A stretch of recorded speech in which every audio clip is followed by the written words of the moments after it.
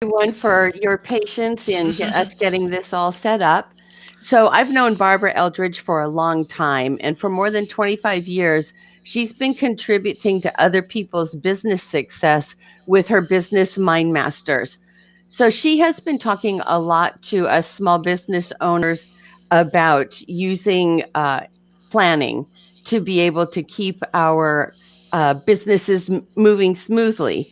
So, Barbara, let's just talk about planning a bit. Maybe you can introduce yourself to um, our other speakers in the room and let them know a little bit more about how you got into what you're doing. Well, I'm Barbara Eldridge, and I founded an organization called MindMasters. It's now in September going to be 28 years, and so it's. I did a lot of work with a company prior to that on planning, goal setting, time management, and management that really helped me see what small business owners and people who were out there promoting themselves really needed. And so that's how my own mastermind group got me to start my own groups. And so that's what I do on a weekly basis with small business owners. And I think I have always found that the most important thing that we do is to spend time on our business, with the planning process. And so it's really at the heart of what I do, and that's how people focus. That's how people manage really even the vision of what it is that they want, so that they can really achieve the goals and make progress according to a timeline that's important to them. So, when you're in the planning process, I know we talk about an annual plan. What are the other types of plans that we can create for our business? Well, there's that big plan. Some people call it a budget. We call it a revenue plan. It's important to have an understanding of that part. Of course, we all need a marketing plan. That is essential to our business. And um, there's it's called a tactical plan, but really that's what I consider quarterly planning, so that you can take those elements from your strategic plan, from your marketing plan, and your financial plan to get it to work and work through it, so that you can make the changes and work on the things that are the highest priority, high payoff for you. And I know that we're used to usually making an annual plan. Why do you break it down into quarterly? What's the benefit for us? Well, I think all we have to do is look at technology, look at the changes happening daily just with the social media and the things. So we have to be able to stop and number one, breathe. But as I said before, work on the business, not just in it. And it means really stepping back and seeing um, what a quarterly plan. There's something about achieving things and feeling good about it, and taking a step back to be able to see what you have accomplished, make the adjustments to what didn't get accomplished, or perhaps move it up to bigger, see something bigger in the process that you were able to achieve in a shorter period of time. So the quarterly plan just really helps you put a shorter time frame and see yourself achieve goals that you can feel good about, but also be able to step back and say, what have I learned from it? What what didn't work? What worked? Without waiting until the end of the year. I think, many times I've told the story of one of our members a long time ago who took him till the end. He complained all year long about not meeting his financial projections and stuff. Got to the end of the year and he went, "Oh my goodness, I'm 26% ahead of where I was last year." Really? And so the whole momentum for him changed once he finally got it. So those are the things that quarterly planning really does help you do, so that you can make the changes in a shorter period of time, because change is all around us constantly. And So it's go ahead. do you Do use I? this same planning process? Can you, I know we use it for business, but you can also interpret this over into your personal life as well, correct? I would certainly hope so. You know, there's so many areas of our life that we really need to be able to step back and see what we want in those areas. And so, you know, having a budget, why not? Having a plan on how you're going to do something. Anytime you take a trip, that's a part of the planning process. So why not integrate it into the personal things that you want to do, so that you're on track with it. And you're certainly not going to get out on the road and all of a sudden go, gee, what road are we supposed to take? That's not going to get you where you want to go. And so it is the epitome of being able to achieve in all areas of your life, be it the business or the personal areas. So yeah, um, without it, you don't govern what you want to accomplish. You don't have the same aspect to it that it is sometimes that we see in our business. So it's important.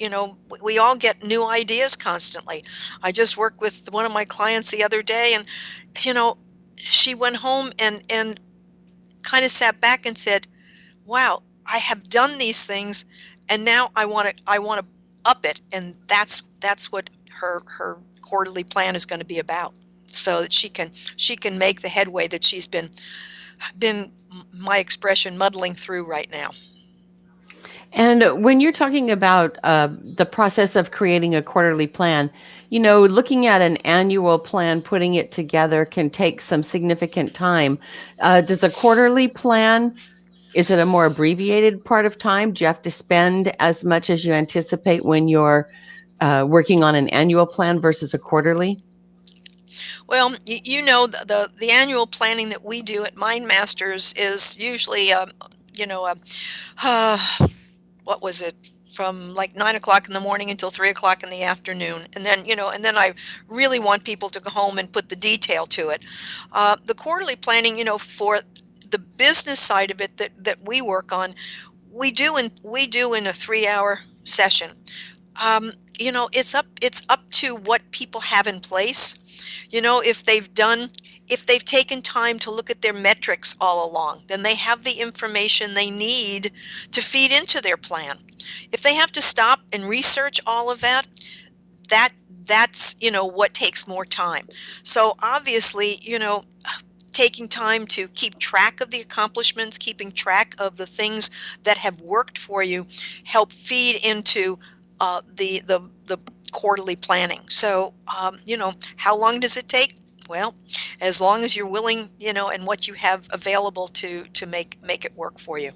It Some people can drag it out, no doubt about that. But it's the key things is really connecting it to the vision of what you say is important to you.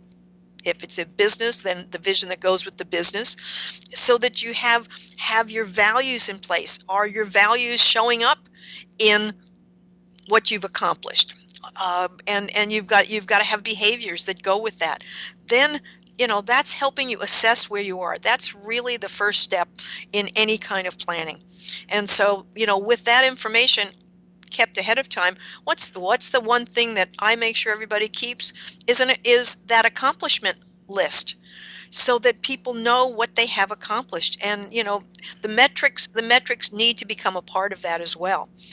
Then you can go into expanding from your strategic plan what it is in this period of time of the next 3 months am I going to pull out of that and move forward, so that you can define the specific steps, breaking them down into those specific, be it projects, be it new things you want to introduce to your customers and clients. But it comes from looking at that bigger plan and being able to carve out and move it forward, so that you're making the headway that you want. But yeah, so time, that really depends on the individual. And Then just of course, for, doing it in a group always helps, because yeah. people are moving you along, or you're being moved along. Sometimes it really is having a form. I have found forms online that have take people through. Some of them are a little bit longer than I want to spend time on, but it gives you ideas on what to think about in order to develop the plan. And I just want to let those of you watching the webinar right now in the room with us, feel free to ask Barbara a question. The chat box is down below there.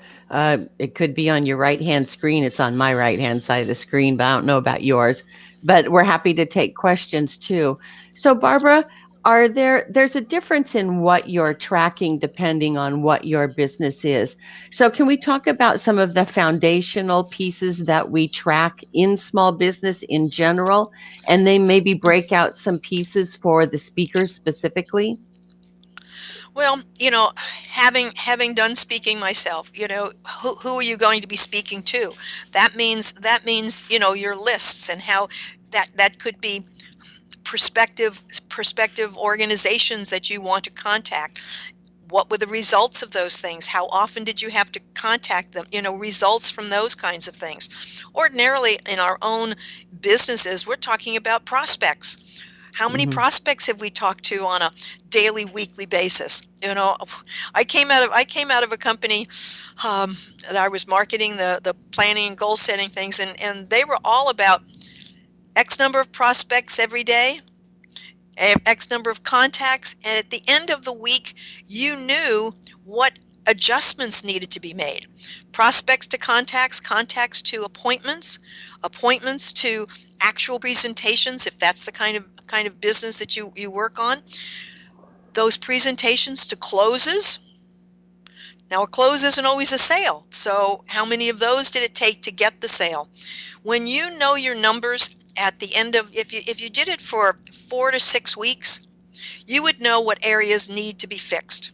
Is it what you're doing on the phone or in your networking? Is it what you're doing in your actual presentation? That's how you make the adjustments in those things. It makes it so much simpler if you'll just track what you're doing, and then you can make immediate adjustments. If you're not doing a presentation right, find somebody who can help you with a presentation. If you're speakers, I hope you can make a good presentation. Let me put it that way. But a sales presentation might be a little bit different. Mm-hmm. So you really want to look at those things. It's absolutely essential. And I think the one thing that needs to be added to the end of that is, how many referrals did you get? When you get referrals from people of influence, and I think in the speaking world, that helps a whole lot. The influence really helps you get to that next level. And so, you want to track those too, because they make life a lot easier along the way. Yeah, and you can do a lot of this in CRMs. And there's a bunch of Absolutely. CRMs online that you Right. can use. I use HubSpot CRM, but Mm-hmm. that makes Mm-hmm. it a lot easier. Your CRM contains all of your correspondence, your phone call notes, your task notes, makes it easier to I follow I up. I would love to show you my end of the year totals that I keep track of. I keep track right in my, I use a daily planner, and on a weekly basis, I track my visitors, I track how many prospects I get, and at the end of each month, I look at my numbers. Are they in sync with what I say is important to my membership additions? And sometimes they are, and sometimes they're not. So that makes you sit up and take notice of what has to be fixed, what didn't happen right, what did you get distracted with, and that just opens a whole new door for you, hopefully in a positive way. I hear a lot of people talk about really using that time to that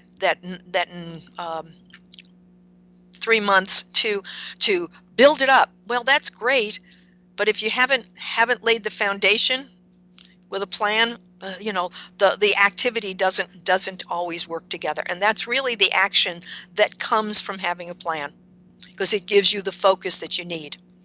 So it helps you cultivate new habits. What does it take to lose weight? It's a habit. And it's the same thing with a plan for your business. It's the consistency of what you do, and that consistency comes from having that plan. And it's easier to do in 90 days than it is, when you stretch it out a whole year. You can make better adjustments in it. Well, yes, the Helps you make better definitely. decisions.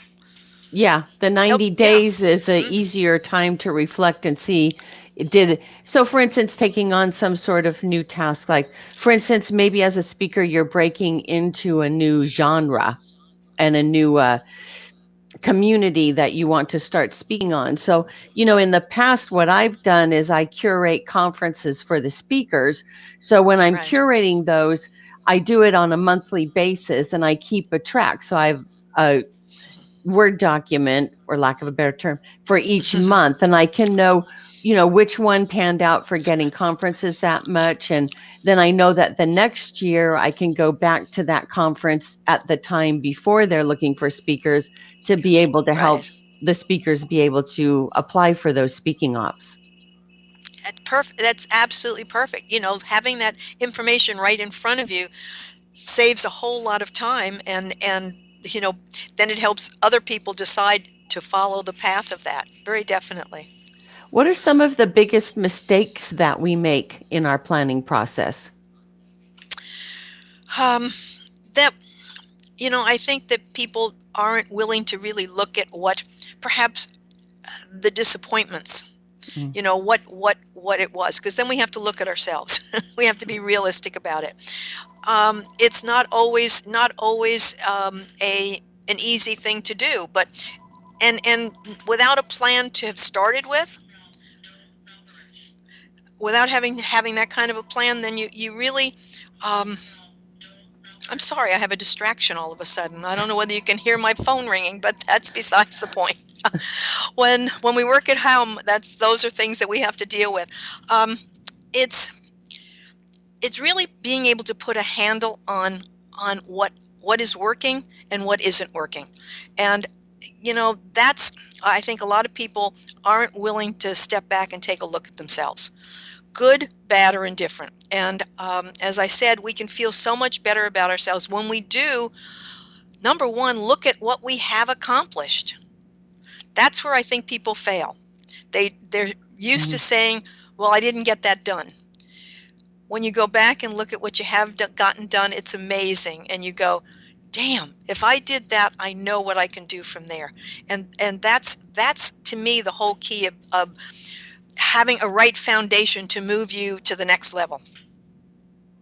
Yeah, I think also if you're in the quarterly planning process, so you're breaking your goals down, so you're not looking at X number of events to try and secure to speak at.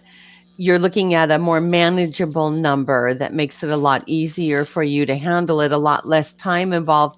And again, it's that factor of, oh, whoa, I didn't plan for that. I wish I had known about that in advance. And that's particularly when you're doing it on an annual basis and not breaking it down quarterly to take a look at it, because things can change in a quarter. Amazing. It can change in a month. I mean, it really happens that quickly.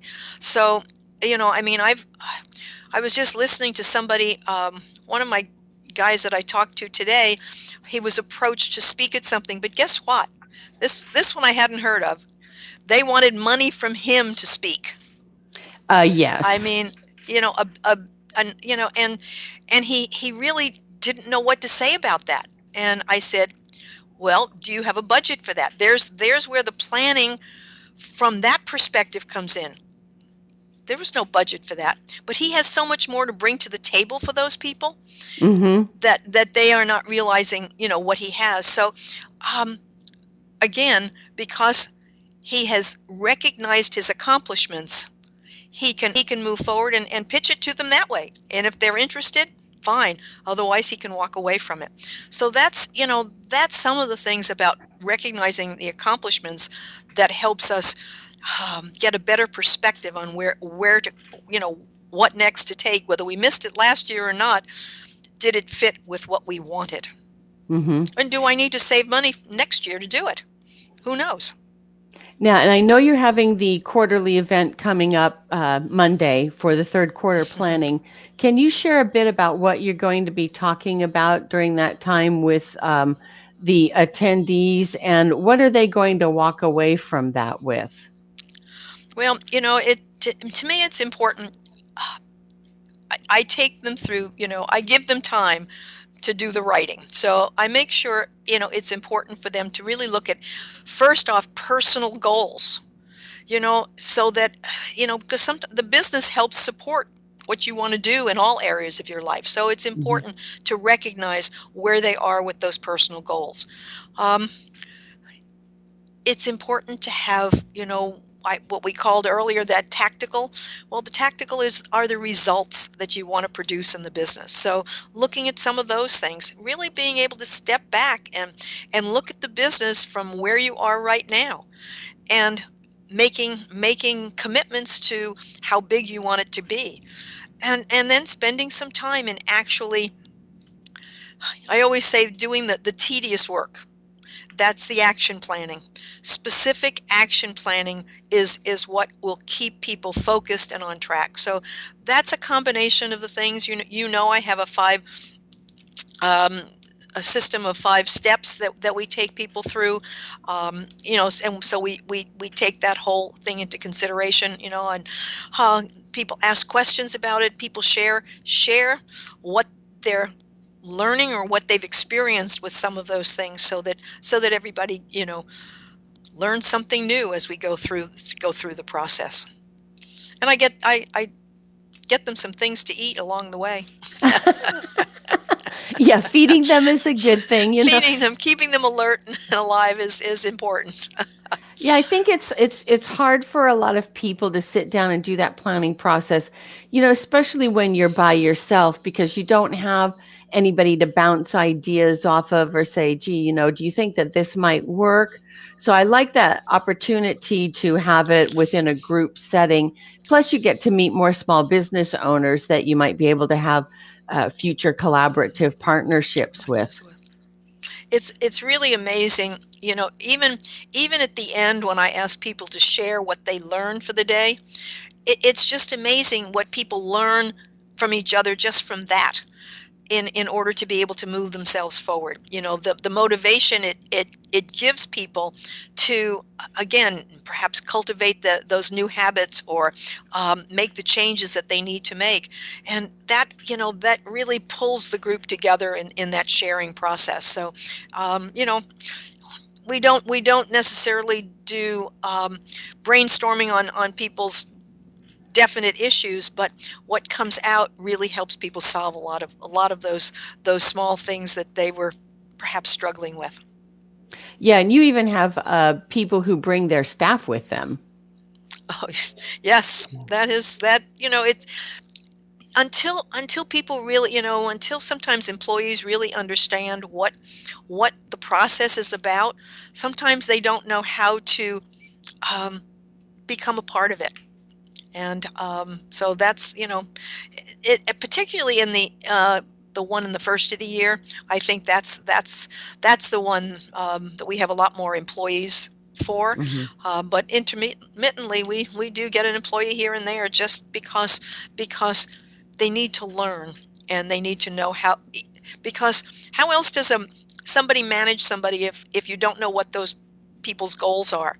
So when an employee can really identify what their goals are, both personally and for what they're working with, um, an employer has a whole lot easier time of keeping them interested, and keeping them in sync with the goals of the business. Do you have any particular tools that you recommend to speakers and business owners that they incorporate? Well, I'm a person that handwrites, so I really strongly believe it's the connection between writing mentally and the visual aspect of it. What you do with that after that is up to you. One of the clients that I mentioned earlier, she went home and created a vision board for herself, small one, just with her values and the ideas of that specific goal that she is really honed in on as being so important to her that she doesn't want to leave it to chance. Other tools, well, what does it take? I believe in weekly planning. So having a way that you do your weekly planning based on what your quarterly goals are and your monthly plan is, that's what helps you break it down so that you're taking the right steps. So how you do those things. This year, more than anything, I have seen more planners come out than I've ever seen. I've used the same one for years because I love it. It But works. it works, but there's been some they've just come out of the woodwork. Mhm. One somebody sent me the other day. There's one for each. I don't know whether it's each month of the year or each quarter. Uh, all in different colors. What is it? What is it that people need that will keep them on track and focused? It's some people really like to do it online and with their cell phones. But I've seen people, with their lists online, color them and everything else, so that again, there's things that pop out for them. So people have to find what works for them, but you got to get it down. You got to get the plan down first in order for all those things to really come together. So it's, what is that saying? If you plan to fail, what is it? If you plan to fail, what's that saying? If you fail to plan, You you know, plan to fail. plan to fail. Yeah, There it's you a go. yeah. It's well, it's true because you can. There's so many in this day and age. There's so many distractions. We can get Mm. distracted by what other people want us to do, and I think that's the key issue. When you have your own plan, you know what to say no to. You know what to put your time to. Those are the issues that I think as small business owners, speakers in particular, we have to pay attention to. Where are we going to go to keep up our speaking? Even if it's a freebie to be able to market our book, we've got to know where the target market is for that, and how we're presenting ourselves for it. So Yeah. very So important. so when is your planning session? Is on Monday. Can you give the details about that in case somebody wants to join us? It's July 1st from 9 a.m. to noon on that Monday at Hera Hub. We meet in Mission Valley, Hera Hub. If you go to the website, it's listed under mindmasters.com, where I believe it comes out to meetings. And if you do the drop down, you'll see uh, the the second set of information. But there's a information for it right on the front page that will take you to that page. Um, we're we're almost a full house, I have to say, but we always welcome people to come on down. It Whether or not you're a member of MindMasters, I open it up to everyone simply because I feel planning is the most important thing that people can do for their business.